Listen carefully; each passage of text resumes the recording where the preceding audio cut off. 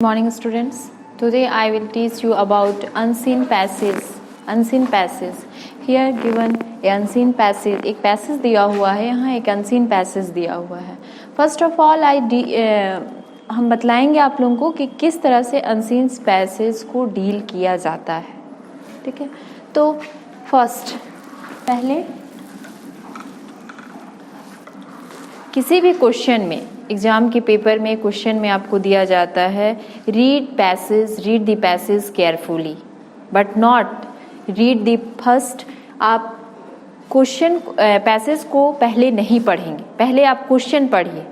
Read question carefully then you read passage. First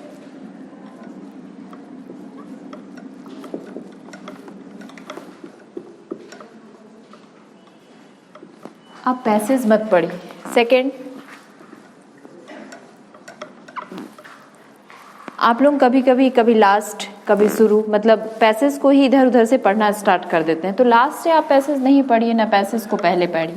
first पहले आप question पढ़िए. Question पढ़िए. पैसेज अगर आपको डील करना है, पैसेज अनसीन पैसेज को क्लियर करना है, तो पहले आप क्वेश्चन पढ़िए.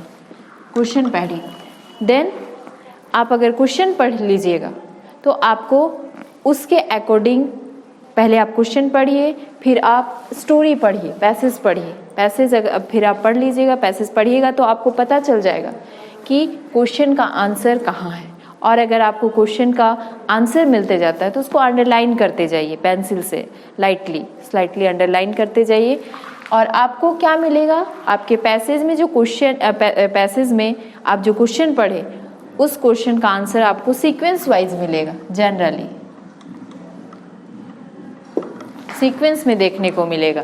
तो फर्स्ट पहले देखिए, हम लोग क्वेश्चन पढ़ते हैं. What is the real object of education. What is the real object of education means real object, वास्तविक एम, वास्तविक उद्देश्य एजुकेशन का होता क्या है. Second, what should the students aim at. Students का एम क्या होता है एजुकेशन. ठीक है, then we read passage. The real object of education at which every true teacher is aiming and for which every true student is working is to draw out, train and discipline the faculties of the mind, those faculties that the boy will want to use when he comes to be a man. Means the real object of education, real object, वास्तविक उद्देश्य education का होता क्या है. The वास्तविक उद्देश्य होता है एजुकेशन का eight which every true teacher, एक अच्छे टीचर का और एम होता है.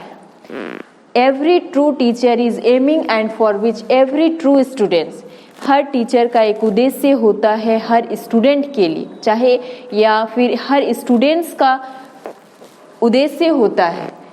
which every true student is working is to draw out. Draw out means developing.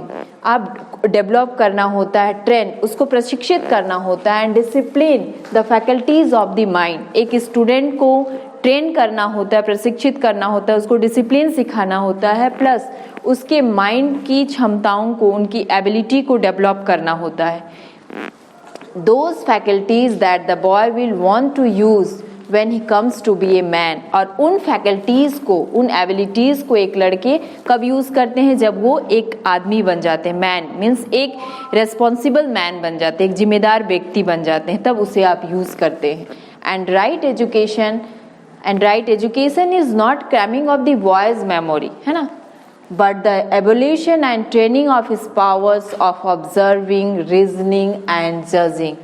And right education is not cramming of the boy's memory. Right education एक सही शिक्षा ये नहीं है कि आपको रटा रटाया दिमाग में भर दिया जाए, फुलफिल कर दिया जाए, क्रैम कर दिया जाए.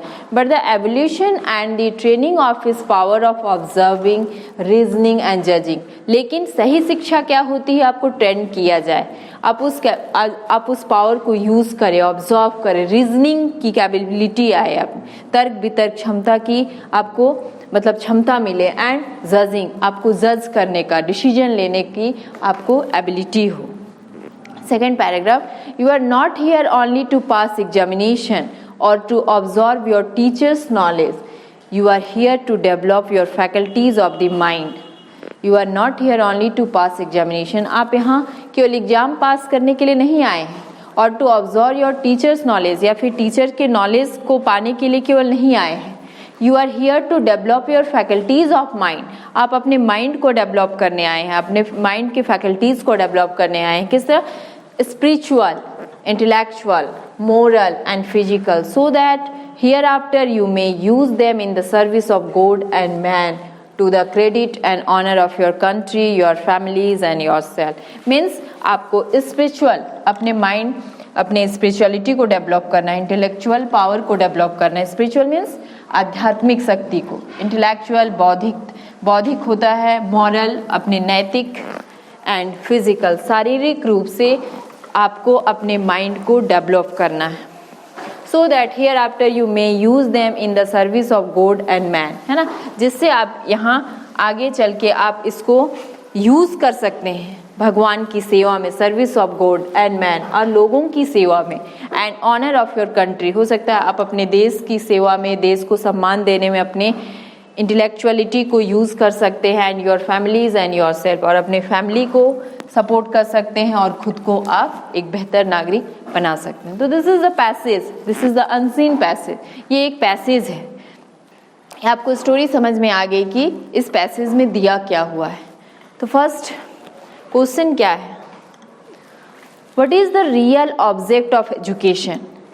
What is the real object of education means education, शिक्षा का सही उद्देश्य क्या है? What is the real object of education? मैंने पैसेज पढ़ाने से पहले आपको क्या कहा कि आप पहले क्वेश्चन पढ़िए, ठीक है. अब क्वेश्चन पढ़िएगा और फिर पैसेज पढ़िएगा तो आपको उसका आंसर खुद ब खुद मिलता चला जाएगा. तो और जनरली आपको क्वेश्चन का आंसर सीक्वेंस वाइज मिलता है. हो सकता है फर्स्ट क्वेश्चन का आंसर आपको फर्स्ट पैराग्राफ में मिल जाए, सेकंड क्वेश्चन का आंसर आपको सेकंड पैराग्राफ में या फिर फर्स्ट पैराग्राफ में ही मिल जाए. तो first question, what is the real object of education? The real object of education at which every true teacher is means आपको इसी पैराग्राफ में इस क्वेश्चन का आंसर मिल जाएगा. तो the real object of education, the real object of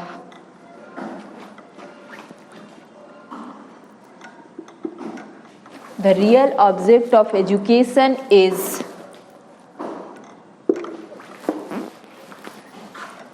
to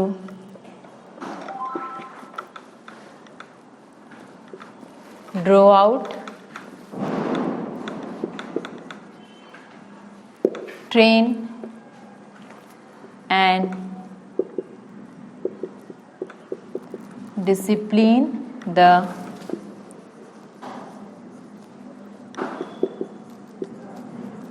faculties of the mind. The real object means education का सही object क्या है, सही उद्देश्य क्या है कि आपको अपने माइंड को डेवलप करना है, ड्रॉ आउट करना है, प्रशिक्षित करना है, ट्रेन करना है, डिसिप्लिन में करना है, और ये आपके माइंड का सही उद्देश्य होता है आपकी शिक्षा का. Second question, what should the student aim at? What should the student का एम क्या होना चाहिए? What should the students aim at? In the second paragraph, the students aim at developing the faculties of their minds, है ना, अपने mind को develop करना चाहिए. कौन से फैकल्टीज को डेवलप करना चाहिए? Generally spiritual, intellectual, moral and physical. In faculties को डेवलप करना एक स्टूडेंट्स का उद्देश्य होता है. एंड थर्ड क्वेश्चन जनरली आपके क्वेश्चन में आप देखेंगे सिनोनिम्स दिया रहता है. सिनोनिम्स दिया रहता है. फर्स्ट पैराग्राफ, मान लीजिए regulation, answer given in first paragraph. ऐसे ही आपको क्वेश्चन रहता है कि इस रेगुलेशन का सिनोनिम्स आपके फर्स्ट पैरा में आप बता सकते हैं. रेगुलेशन का क्या हो सकता है? फर्स्ट पैरा में रेगुलेशन मीन्स होता है आपका discipline. And second question divine. Answer in second paragraph. Divine means synonyms of divine is spiritual.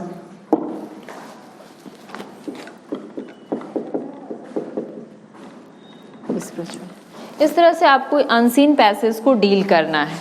ठीक है, थैंक यू।